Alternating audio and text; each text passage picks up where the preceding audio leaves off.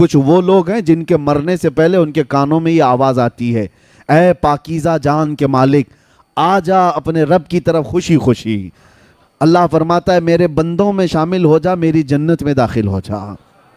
اور حدیث پاک میں ہے کچھ گنہگار ایسے ہیں جن کے مرنے سے پہلے کانوں میں آواز آتی ہے، یا ایتھا النفس الخبیثہ، اے برے جان کے مالک، اخرجی من الجسد الخبیث، گندے جسم سے نکل۔ حضرت عمر فاروق رضی اللہ تعالیٰ عنہ سے مروی یہ بات ہے، آپ سے پوچھا گیا موت کے آنے کے انداز الگ الگ ہیں؟ آپ نے کہا ہاں۔ کہا کیسے؟ کہا مومن کی روح اور کافر کی روح نکالنے میں فرق ہے۔ ایک کافر کی اور ایک بدبخت کی، گنہگار کی روح ایسے نکالی جاتی ہے جیسے کانٹوں کی جھاڑی پر ریشم کا کپڑا ڈال کر کھینچو، ریشم کا کپڑا، سلک کا کپڑا ڈال کر کانٹوں کی جھاڑی پر جب کپڑا کھینچیں گے تو اس کے تار کس طرح نکلتے چلے جائیں گے۔ روح نکلنے کے وقت اس کو ایسا لگے گا ناخن سے اس کی روح نکالی جا رہی ہوگی، شدت کا درد ہوگا۔ اور پھر آپ سے پوچھا گیا مومن کی روح کیسے نکالی جاتی ہے؟ کہا ایسے جیسے میدے کے گندھے ہوئے آٹے میں بال پھنساؤ تو نکال لیا جاتا ہے۔ ایک بال گندھے ہوئے آٹے میں پھنسا ہو تو اس کو نکالنے میں کیا محسوس ہو، نہ بال کو پتہ چلے نہ آٹے کو پتہ چلے۔ تو آپ کے ہاتھ میں ہے کس طرح دنیا سے جانا چاہتے ہو۔ قرآن میں اللہ نے فرمایا ہے یا ایتھا النفس المطمئنہ ارجعی الی ربک راضیۃ مرضیہ فادخلی فی عبادی وادخلی جنتی۔ کچھ وہ لوگ ہیں جن کے مرنے سے پہلے ان کے کانوں میں یہ آواز آتی ہے، اے پاکیزہ جان کے مالک، آ جا اپنے رب کی طرف خوشی خوشی۔ اللہ فرماتا ہے میرے بندوں میں شامل ہو جا، میری جنت میں داخل ہو جا۔ اور حدیث پاک میں ہے کچھ گنہگار ایسے ہیں جن کے مرنے سے پہلے کانوں میں آواز آتی ہے، یا ایتھا النفس الخبیثہ، اے برے جان کے مالک، اخرجی من الجسد الخبیث، گندے جسم سے نکل جا۔ اللہ کا یہ حکم ہوتا ہے، گندے جسم سے نکل جا اور میرے بندوں سے دور ہو جا، جہنم میں داخل ہو جا۔ اور وہ اس آواز سے ہی تڑپ جاتا ہے، چہرہ بدل جاتا ہے، موت کے وقت جو ڈر طاری ہو جاتا ہے۔ عزیزان گرامی وقار، موت کے وقت جو حالات آتے ہیں، قرآن کہتا ہے کہ اگر تم دیکھ لو نا فرشتوں کو کہ فرشتے کیسے مارتے ہیں، اور یضربون وجوہہم وادبارہم، ان کے پیچھے ان کی پیشانیوں پر مارتے ہیں روح نکالنے کے لیے، بہت شدت کا درد۔ اور کہا گیا سکرات کا وقت ایسا کہ مکھی بھی اگر اس کے جسم پر بیٹھے تو پہاڑ کی طرح لگتا ہے، اس کے لیے پانی کا ایک قطرہ ایک ندی کے برابر لگتا ہے۔ یہ موت کے انداز ہیں۔ میں گفتگو سمیٹتے ہوئے اب آپ کو بتاؤں میرے عزیزو، یہی بات امام اعظم ابو حنیفہ سے پوچھی گئی۔ اب یہ ہمارے ایمان کی بات کر رہا ہوں، توجہ، کیسے مرنا چاہتے ہو سن لو۔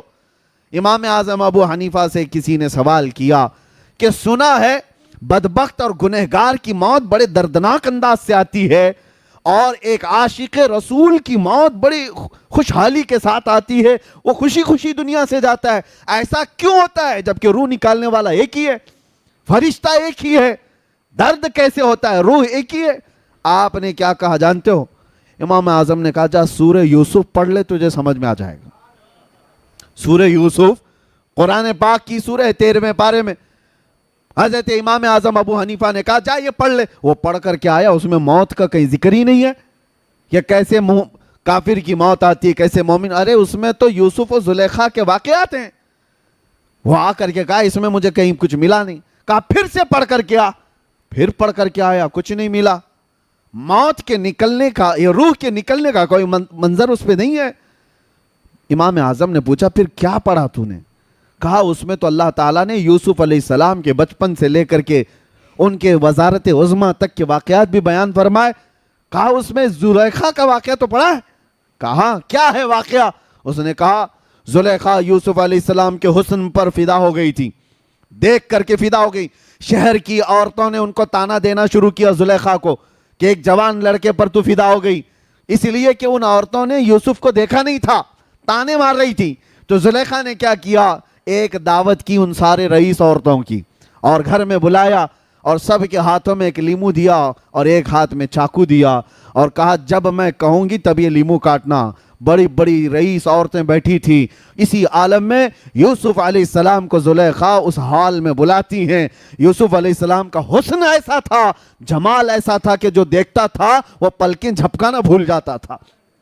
जैसे ही यूसुफ अलैहिस्सलाम दाखिल हुए, इधर से जुलेखा ने आवाज दी कि अपने अपने हाथों में मौजूद लीमू काट दो। औरतें यूसुफ अलैहिस्सलाम को देखने में ऐसी हो गई, मगन हो गई कि उनके हाथों से लीमू गिर गया, 4 उंगलियां कट गई। कुरान पाक में यह वाकया मौजूद है। क़त्तअना अयदियहुन्ना, अल्लाह फरमाता है उन्होंने अपने हाथों की उंगलियां ही काट ली। अरे औरत जात है, थोड़ा सा खरोच आ जाए तो वावेला करती है, 4 उंगलियां कट जाए पता नहीं चला। हाँ, एक कैफियत इंसान पर आती है जब वो महवियत की कैफियत है, यानी किसी में गुम हो जाता है तो कटने का दर्द नहीं होता, पता नहीं चलता। तो उसने शख्स ने इमाम आजम से ये कहा, ये वाकया तो मैंने कुरान में पढ़ा है, लेकिन इसका मौत से क्या लेना देना? इमाम आजम ने कहा, इसी से तो लेना देना है। बात दर हकीकत ये है, एक मोमिन साले, एक आशिक रसूल जब दुनिया से जा रहा होता है, रूह निकालने का दर्द बहुत होता है, बहुत तकलीफ तो होती है, लेकिन मलकुल मौत इधर से आते हैं, ताजदार मदीना उधर से आते हैं। इधर से ये रूह निकाल रहे होते हैं, उधर वो जमाले मुस्तफा देख रहा होता है, वो हसीन चेहरा देख रहा होता है। अरे औरतों को यूसुफ का हुस्न देखते देखते उंगलियां कटने का दर्द नहीं हुआ, मोमिन सालेह को जमाले मुस्तफा देखकर रूह निकलने का भी एहसास नहीं होगा, पता ही नहीं चलेगा कि रूह कब निकली। इसी को तो आला हजरत ने फरमाया था, हुस्न यूसुफ पे कटी मिस्र में अंगुश्त ज़ना। हाँ मेरे अजीजों, ये आला हजरत का कमाल तो देखो, 5 चीजें इस शेर में फरमाया आपने।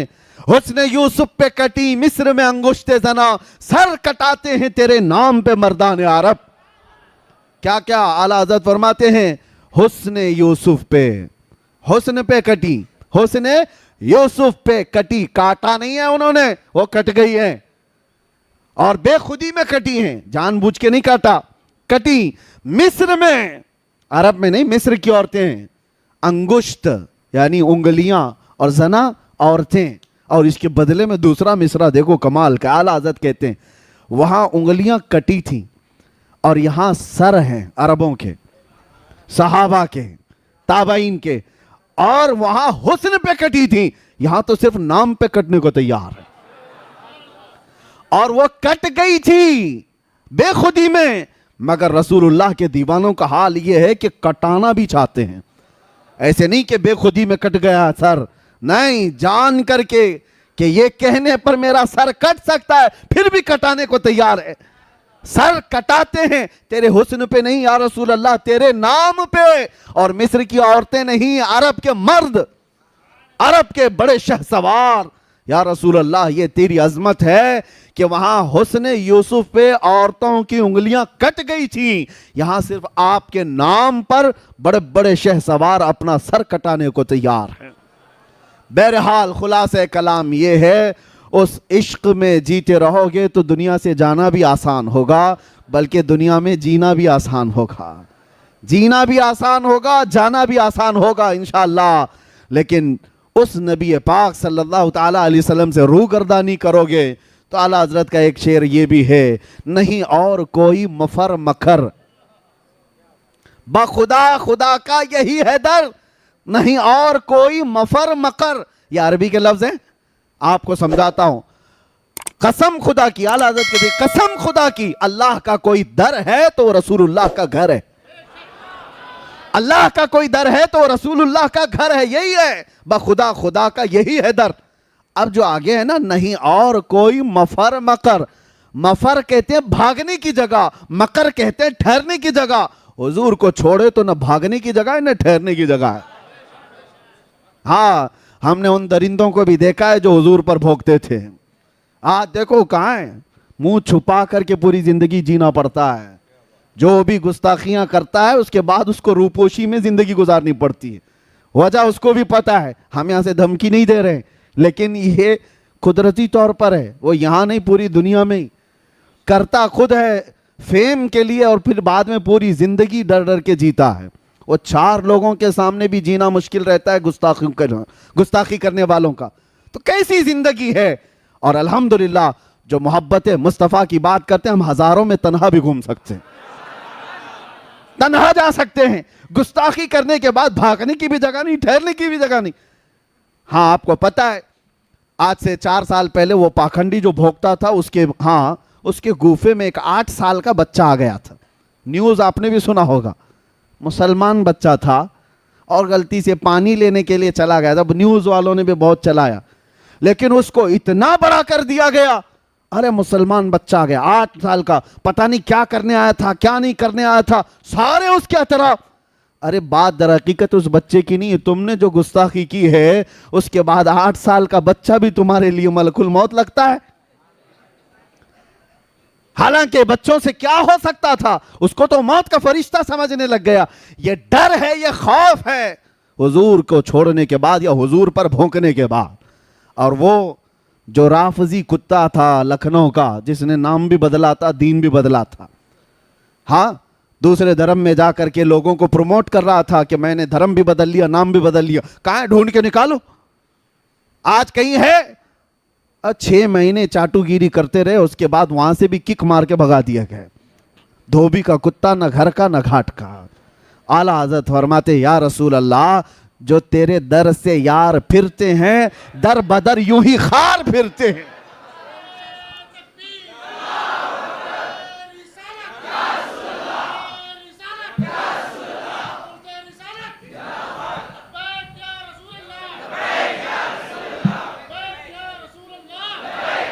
یا رسول اللہ جو تیرے در سے یار پھرتے ہیں در بدر یوں ہی خار پھرتے ہیں، اور جو ان کے در سے وابستہ ہوا اس کا حال تو یہ ہے کہ ہر زمانے نے دیکھا ہے، جب تک بکے نہ تھے تو کوئی پوچھتا نہ تھا۔ یا رسول اللہ تم نے خرید کر ہمیں انمول کر دیا۔ ارے بلال وہ حبشہ کے رہنے والے، کالا رنگ تھا اور کالے رنگ والوں کو لوگ غلام سمجھ کر کھینچتے تھے اور اپنی غلامی کرواتے بھی تھے، لیکن در مصطفیٰ سے وابستگی کے بعد بلال کا حال یہ ہے کہ ان کو اذان دینے کے لیے کعبے کے چھت پہ چڑھایا گیا، اور یہ بتایا گیا محبت مصطفیٰ میں جس نے زخم کھایا ہے کعبہ بھی اس کے قدموں کے نیچے آیا ہے، یہ بتایا گیا ہے دنیا کو۔ اور جو وابستہ ہوا ہے خاک کے ذروں کو میرے آقا نے ہمدوش سریا کر دیا، خود نہ تھے جو راہ پر اوروں کے ہادی بن گئے۔ یا رسول اللہ کیا نظر تھی آپ کی، مردوں کو مسیحا کر دیا، مردوں کو مسیحا کر دیا۔ یہ بات آپ سمجھ کر کے چلو، اس دار فانی میں جینا ہے تو میرے آقا سے وفا کر کے جیو، وفادار بن کر کے جیو، اور جینا بھی آسان ہوگا جانا بھی آسان ہوگا۔